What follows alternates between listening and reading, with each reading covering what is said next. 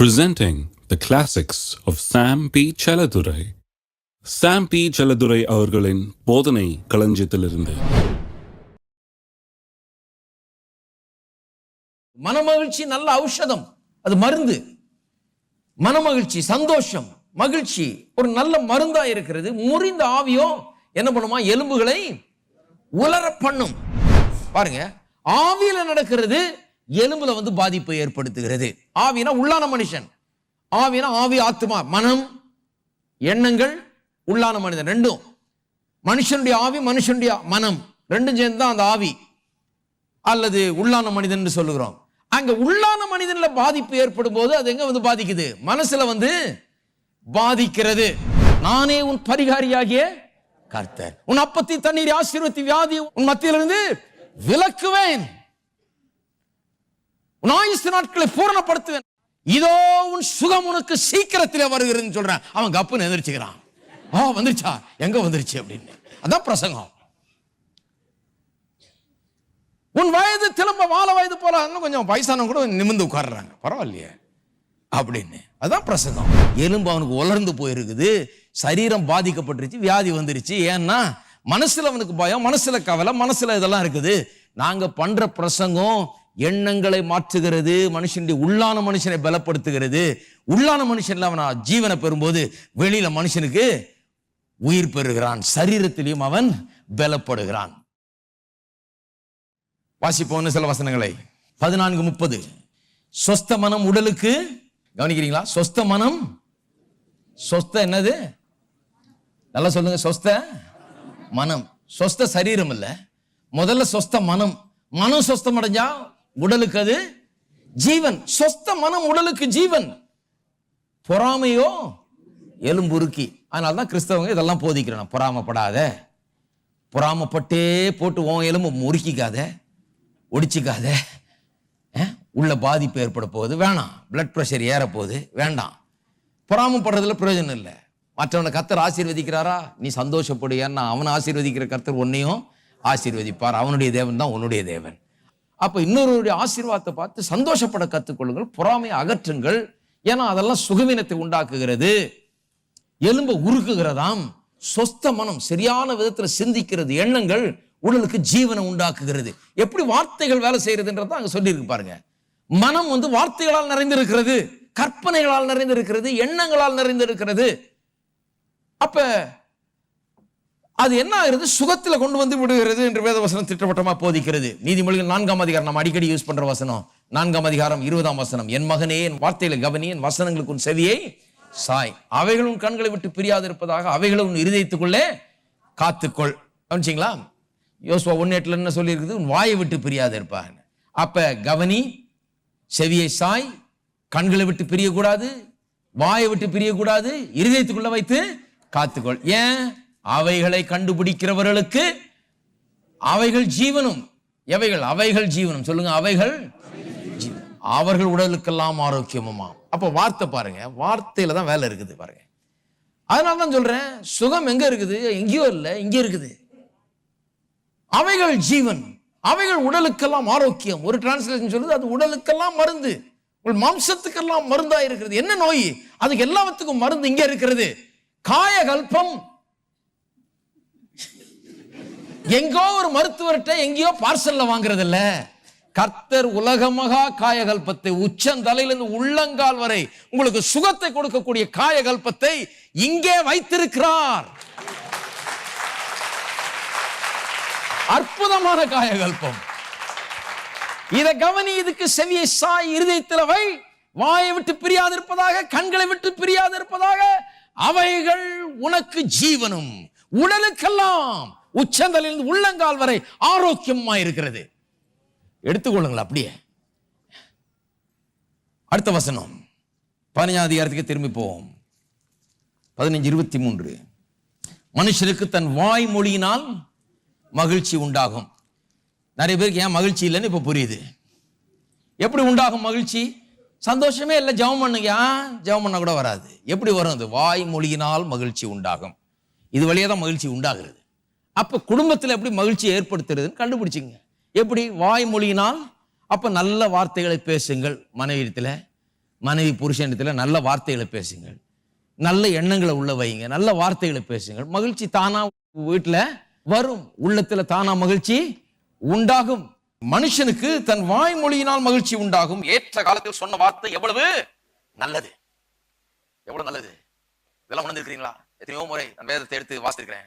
ஏற்ற காலத்தில் ஒரு ஏற்ற வசனம், சரியான இடத்துல இருந்து சரியான ஒரு வசனத்தை பொறுக்கி எடுக்கும் போது எனக்கு அன்றைக்கு இருக்கிற அத்தனை பிரச்சனைகளுக்கு வந்து தீர்வா இருக்கிறது, எனக்கு பலன் கொடுக்கக்கூடியதா இருக்கிறது. எவ்வளவு நல்லது. மனுஷன் அப்பத்தினால் மாத்திரமல்ல, தேவனுடைய வாயிலிருந்து புறப்படுகிற ஒவ்வொரு வார்த்தையினாலும் பிழைப்பான். ஒவ்வொரு வார்த்தை ரொம்ப முக்கியம் பாருங்க. பிழைப்பூட்டுகிற வார்த்தைகளாக இவைகள் இருக்கிறது. வாசிக்கிறேன் பாருங்க, 28 இருந்து வாசிக்கிறேன். நீதிமானுடைய மனம் பிரதியுத்தரம் சொல்ல யோசிக்கும், துன்மார்க்கனுடைய வாயோ தீமைகளை கொப்பளிக்கும். துன்மார்க்கருக்கு கர்த்தர் தூரமா இருக்கிறார், நீதிமான்கள் ஜெபத்தையோ கேட்கிறார். கண்களின் ஒளி இருதயத்தை பூரிப்பாக்கும். இப்ப கவனிங்க, நற்செய்தி. நோய் எங்க இருந்து வருதுன்னு இன்னும் நிறைய போக போக நிறைய கண்டுபிடிப்பாங்கன்னு நினைக்கிறேன். இந்த பைபிள்ல நிறைய ஆன்சர்லாம் இருக்குது. நற்செய்தி, துர்ச்செய்தி இல்ல. என்ன செய்தி? நற்செய்தி. டாக்டர் வந்து ஐயோ ஒண்ணுது இல்லப்பா அந்த லெட்டர் கொடுங்க, பேர் மாத்தி உனக்கு வந்திருக்குன்னு சொன்னா ஆள் நிமிந்து உட்கார்ந்தான். நான் பாருங்க, நற்செய்தி என்ன பண்ணுகிறது? எலும்புகளை புஷ்டியாக்கும். அதுக்குன்னு ஒரே அடி தடியாயிடக்கூடாது. நற்செய்தி எலும்புகளை புஷ்டியாக்கும், ஆரோக்கியமடைய செய்யும். அப்ப நற்செய்தி எங்க இருக்குது? இங்க இருக்குதுங்க. 1000 பேர் துர்ச்செய்தியை உங்களுக்கு சுத்தி பரப்புனாலும் 1000 பேர் சொல்றாங்க அந்த நோய் பரவுதான், இந்த நோய் பரவுதான், இந்த பஞ்சம் வருதான், அந்த இது வருதான், அந்த கொள்ளை நோய் வருதான், இது வருதான், எது வருதான் யார் சொன்னாலும் நீங்க என்ன பண்ணுங்க? சங்கீதம் 91 திறந்துங்க. உன்னதமானவரின் மறைவில் இருக்கிறவன் சர்வ வல்லவருடைய நிழலில் தாங்குவான். அங்கதான் நான் தங்கி இருக்கிறேன். That is my residence. நான் அங்கே தங்கி இருக்கிறேன். நான் கர்த்தரை நோக்கி நீரின் அடைக்கலம், என் கோட்டை, நான் நம்பி இருக்கிறவர் என்று சொல்லுவேன். நான் அதை சொல்லிட்டு இருக்க போறேன். இவங்க சொல்ற கொள்ள நோயை சொல்லிட்டு இருக்க போறது இல்ல, இவங்க சொல்ற வியாதியை சொல்லிட்டு இருக்க போறது இல்ல, இவங்க சொல்ற பஞ்சத்தை சொல்லிட்டு இருக்க போறது இல்ல. நீரன் கோட்டையின் அடைக்கலம் என்று நான் சொல்லுவேன். என் பக்கத்தில் 1000 பேர், வலது பக்கத்தில் 10000 பேர் விழுந்தாலும் அது என்னை அணுகாது. பொல்லாப்பு எனக்கு நேரிடாது, வாதை என் கூடாரத்தை அணுகாது. எனக்கு அது வராது. பக்கத்து வீட்டுல இப்படி சொன்னாங்கய்யா, காலங்காத்தால வந்து இப்படி சொல்லி கெடுத்துட்டாங்க. காலங்காத்தால ஏன் அவங்க சொன்னதை வச்சுக்கிறது? அவங்க சொன்னது இந்த கால வாங்கி அந்த கால போட்டுறணும், அவ்வளவுதான். எதை எடுத்துக்கணும் பாருங்க. ஜனங்க எப்படி பண்றாங்க பாருங்க. அதெல்லாம் கரெக்டா காதுல வாங்கி இருதயத்தில் வச்சிடறாங்க. கரெக்ட் டெபாசிட் ஆயிடுது. அப்புறம் நாள் முழுக்க இதை நினைச்சா பயந்துகிட்டே தெரியுது.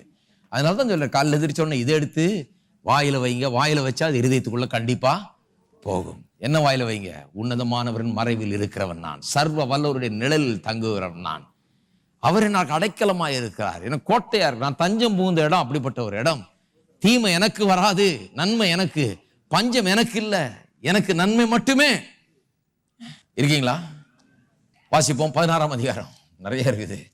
16:23.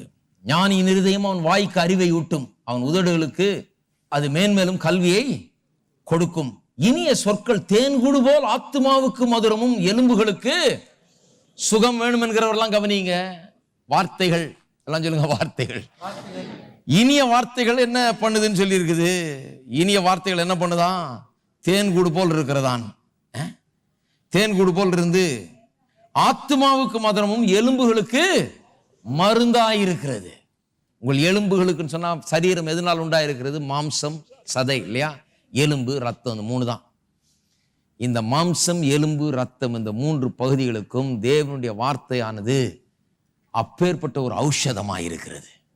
ஒரு டாக்டர் மருந்தை கொடுத்தா எவ்வளவு கவனமா காலையும் மாலையும் கரெக்டா போடுறீங்களோ, அதுபோல இந்த வார்த்தைகளை கவனமாய் பொறுக்கி எடுத்து தெரிந்தெடுத்து வையுங்கள். நான் சொல்றேன் இல்லையா? கரெக்டா யாராவது வந்து சொல்லுவாங்க, எப்பாப்ராத்து என்று பவுலோடு ஒருவன் இருந்தான், அவன் சுகம் இல்லை என்று பவுல் அவனை விட்டு விட்டு வந்தாராம். பைபிள்ல இருக்கியா? பைபிள்ல கிடக்குறேன். இங்க என்ன சொல்லிருக்கு? அதை நான் எடுத்துக்கொள்கிறேன். அது கிடக்கட்டும். நான் தெரிந்து எடுத்துக்கொள்கிற போது சுகம். நான் எடுத்துக்கொள்ள போறது என்ன? அவருடைய தழும்புகளால் நான் குணமானேன். அதுதான் நான் எடுத்துக்கொள்ள போறேன். அவர் என் நோய்களை ஏற்றுக்கொண்டு என் வேதனைகளை சுமந்து தீர்த்தார். அப்ப எப்பாப்ராத்து பற்றி என்ன? அதை பற்றி எனக்கு கவலை இல்லைங்க. நான் எப்பாப்ராத்து இல்லை, நான் சாம் செல்லதுரை, தேவனுடைய பிள்ளை. எப்பாப்ராத்து என்ன பண்ணாருன்னு எனக்கு என்ன வந்தது? ஹலோ, அப்போ அவரிடத்துல நாம் என்ன கற்றுக்கொள்ளுகிறதையா? என்ன கற்றுக்கொள்றது? அவர்கிட்ட நான் ஒன்றும் கற்றுக்கொள்ள வேணாம். அவரை பற்றி சொல்லியிருக்குது பைபிளில், அவ்வளோதான். நான் வேதத்திலிருந்து கற்றுக்கொள், ஒட்டுமொத்த வேதாமத்திலிருந்து கற்றுக்கொள்கிறேன். கர்த்தர் ஒருவேளை அனுப்பியிருக்கலாம் அல்லவா? கர்த்தர் அனுப்புகிறது இல்லை அப்படிலாம். அவர் அப்படி அனுப்புறவராக இருந்தால் அவரை விட ஒரு பெரிய பயங்கரவாதி இந்த உலகத்தில் இருக்க முடியாது. பார்சல்ல பாம்பெல்லாம் அனுப்புறாரா கர்த்தர்? அது மாதிரி தான் வியாதி. கர்த்தர் அனுப்புகிறது கிடையாது. திருப்பி திருப்பி வலியுறுத்தி சொல்றேன், ஏன்னா பொறுக்கி எடுக்கணும் வசனத்தை. அதுக்காக தான் சொல்றேன். இதை நல்லா தெளிவா வழங்கி இருக்குன்னு நினைக்கிறேன். இன்னைக்கு தேர்ந்தெடுக்கணும். 18ஆம் அதிகாரம் 4ஆம் வசனம். மனுஷனுடைய வாய்மொழிகள் ஆழமான ஜலம் போல் இருக்கும், ஞானத்தின் ஊற்று பாய்கிற ஆற்றை போல் இருக்கும். 7, மூடனுடைய வாய் அவனுக்கு கேடு, அவன் உதடுகள் அவன் ஆத்துமாவுக்கு கண்ணி. 20 அதே அதிகாரத்தில், அவனவன் வாயின் பலனால் அவனவன் வயிறு, திரும்ப திரும்ப அதான் சொல்லுது பாருங்க, இதுதான் சட்டம். அவனவன் வாயின் பலனால் அவனவன் வயிறு நிரம்பும். அப்ப வெறும் உழைச்சு மட்டும் சாப்பிட முடியாது, கரெக்டா பேசணும். வேற வாயின் வார்த்தைகள் சரியா இருக்க வேண்டும். அவனவன் உதடுகளின் விளைவினால் அவனவன் திருப்தி ஆவான். 21ஆம் வசனம் சொல்லுது, மரணமும் ஜீவனும் நாவின் அதிகாரத்தில். அதெல்லாம் சொல்லிட்டு தான் சொல்லுது, மரணமும் ஜீவனும் நாவின் அதிகாரத்தில். 18ஆம் அதிகாரம் முழுவதும் அப்படியே சொல்லிட்டே வருது பாருங்க. மரணமும் ஜீவனும் நாவின் அதிகாரத்தில் இருக்கும், அதில் பிரியப்படுகிறவர்கள் அதன் கனியை புசிப்பார்கள். 107வது சங்கீதத்துக்கு திருப்போம். முதல் வசனத்திலிருந்து வாசிக்கிறேன். கர்த்தரை துதியுங்கள், அவர் நல்லவர், அவர் கிருபை என்றும் உள்ளது. கர்த்தரால் சத்துருவின் கைக்கு நீங்களாக்கி மீட்கப்பட்டு கிழக்கிலும் மேற்கிலும் வடக்கிலும் தெற்கிலும் உள்ள பல தேசங்களிலிருந்து சேர்க்கப்பட்டவர்கள் அப்படி சொல்ல கடவுள். எப்படி சொல்ல கடவர்கள்? கர்த்தர் நல்லவர், அவர் கிருபை என்றும் உள்ளது என்று சொல்ல கடவர்கள். யார் சொல்ல கடவர்கள்? மீட்கப்பட்டவர்கள். மீட்கப்பட்டவர்களுடைய ஜனங்களுடைய வாயிலிருந்து வர்ற வார்த்தை என்ன?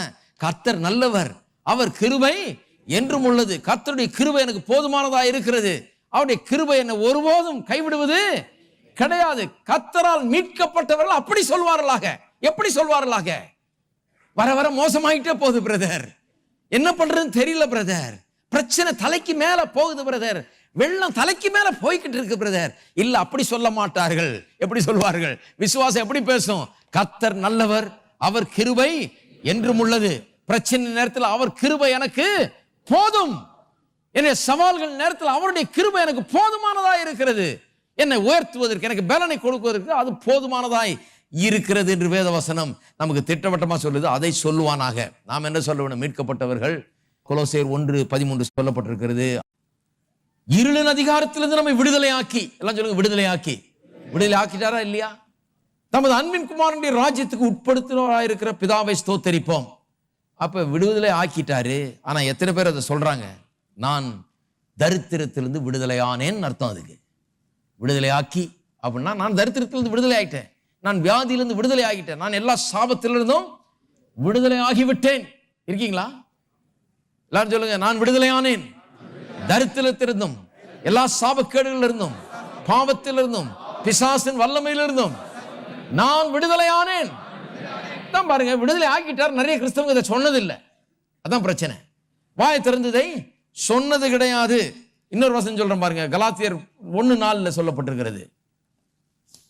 கலாத்தியர் 1:4, அவர் நம்மை இப்பொழுது இருக்கிற பொல்லாத பிரபஞ்சத்தினின்று விடுவிக்கும்படி நம்முடைய பிதாவாகிய தேவனுடைய சித்தத்தின்படியே நம்முடைய பாவங்களுக்காக தம்மை தாமே ஒப்பு கொடுத்தார்.